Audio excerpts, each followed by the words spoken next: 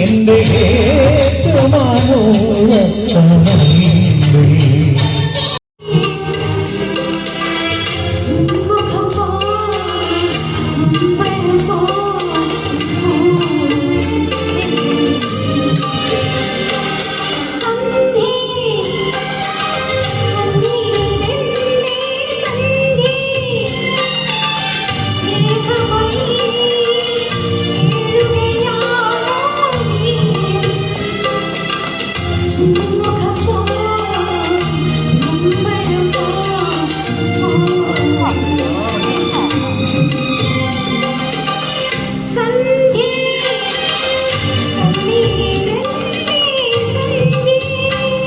എത്തിച്ചേർന്നിരിക്കുന്ന ഇതിന്റെ സംഘാടകരായ എല്ലാവർക്കും ഒരുപാട് നന്ദി അറിയിക്കുകയാണ്.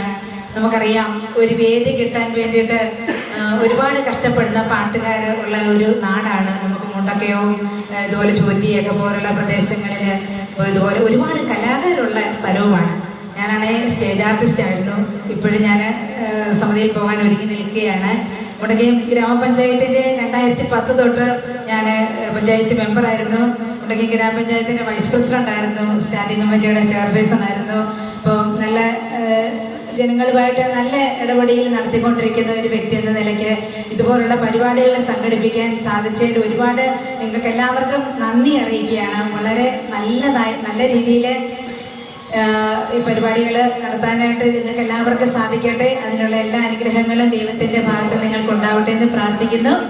ചോറ്റി പബ്ലിക് ലൈബ്രറിയിലെ എല്ലാ അംഗങ്ങൾക്കും ഇതിൻ്റെ സംഘാടകർക്കും ഇതുമായി ബന്ധപ്പെട്ട് പ്രവർത്തിച്ച എല്ലാവർക്കും ഒരുപാട് ഹൃദയത്തിൻ്റെ ഭാഷയിലുള്ള നന്ദി അർപ്പിക്കുകയാണ് ഞാൻ. ഒരുപാട് സന്തോഷം. Thank you so much.